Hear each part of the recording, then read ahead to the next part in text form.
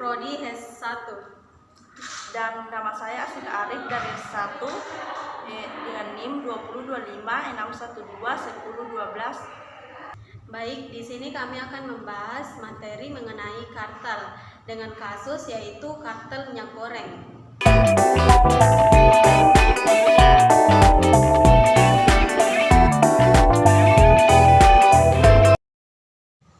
Jadi, salah satu kasus persaingan usaha yang tidak sehat adalah praktek kartel minyak goreng yang dilakukan oleh 20 pelaku usaha minyak goreng di Indonesia.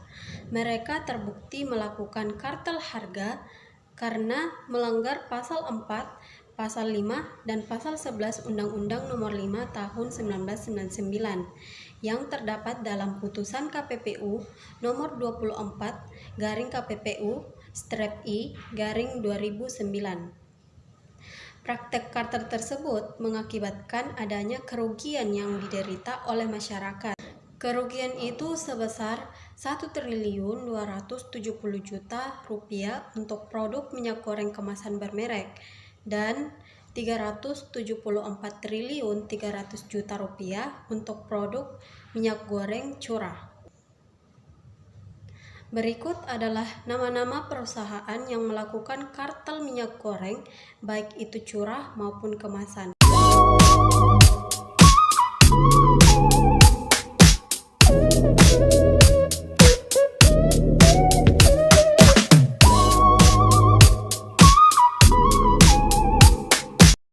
KPPU dalam membuktikan terjadinya pelaku kartel pada perkara ini menggunakan unsur perjanjian antara pelaku usaha dengan pesaingnya, merujuk pada pengertian perjanjian pasal 1 ayat 7 Undang-Undang Nomor 5 Tahun 1999. Perjanjian yang dilakukan dalam perkara kartel minyak goreng adalah perjanjian tidak tertulis, yang dimana perjanjian tidak tertulis ini dapat dikatakan sebagai alat bukti.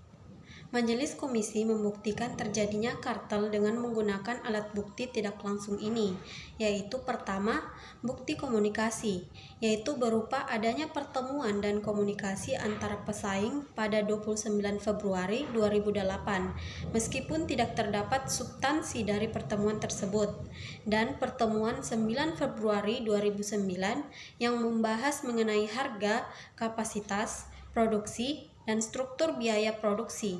Kedua, bukti ekonomi.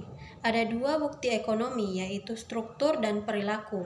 Pada perkara ini, industri minyak goreng baik curah maupun kemasan memiliki struktur pasar yang terkonsentrasi pada beberapa pelaku usaha atau disebut oligopoli. Bukti perilaku terlihat dari adanya price parallelism.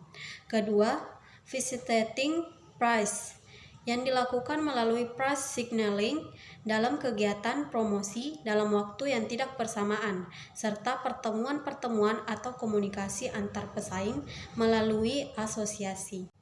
KPPU menduga telah terjadi kolusi secara diam-diam yang dilakukan oleh para pelaku usaha minyak goreng untuk melakukan konspirasi, yaitu dengan melakukan koordinasi untuk tidak menurunkan harga minyak goreng pada saat harga CPO dunia turun. Bahkan sebaliknya, harga tetap tidak mengalami penurunan. Perjanjian secara tidak tertulis atau kolusi secara diam-diam juga dilakukan oleh pelaku usaha minyak goreng dengan difasilitasi asosiasi GIMNI dengan mengadakan pertemuan pada 9 Februari 2009 untuk menetapkan harga minyak goreng di pasar sesuai dengan diharapkan pemerintah dalam program Minyak Kita tentang harga minyak kemasan sederhana dengan harga yang terjangkau masyarakat, yaitu 8.000 per liter. Penentuan alat bukti pertemuan pada 9 Februari 2009 seharusnya dapat dimasukkan ke dalam direct evidence karena terdapat risalah pertemuan yang membahas mengenai harga, kapasitas, produksi, dan struktur biaya produksi. Risalah pertemuan tersebut dapat dijadikan bukti telah terjadi kolusi secara tidak langsung untuk melakukan kartel. Namun, KPPU menetapkannya dalam bukti komunikasi sehingga kedudukannya sebagai alat bukti tidak langsung.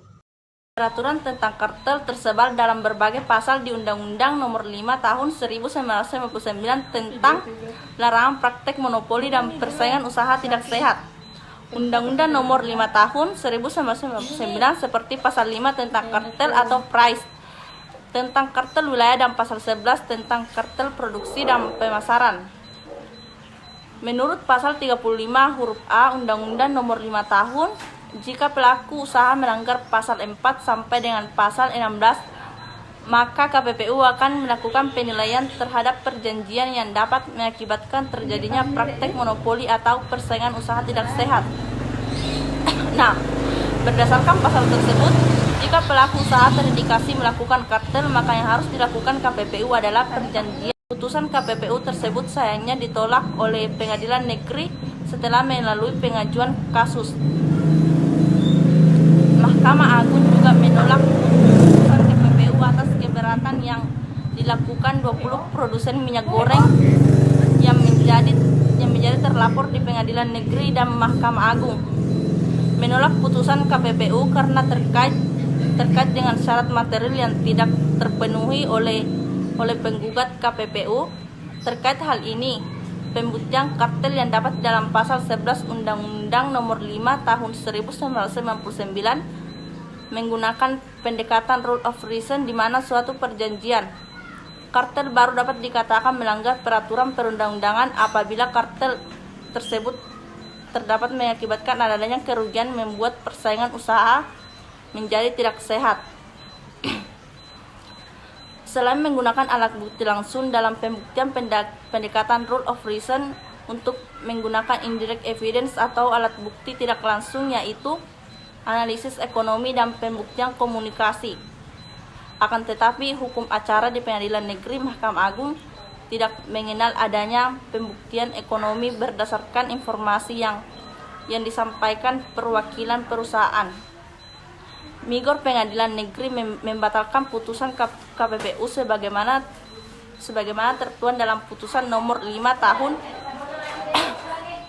KPPU Jakarta Pusat tersebut menetapkan bahwa praktik monopoli, oligopoli, kartel dan kesepakatan terkait produksi yang dituduhkan KPPU tidak terbukti karena KPPU menggunakan bukti indirect evidence yang pada hukum acara di Indonesia belum terdapat peraturan mengenai bukti tidak langsung, sehingga putusan denda oleh KPPU tersebut dibatalkan. Itulah tadi hasil pembahasan dari materi kami. Sekian, Assalamualaikum warahmatullahi wabarakatuh.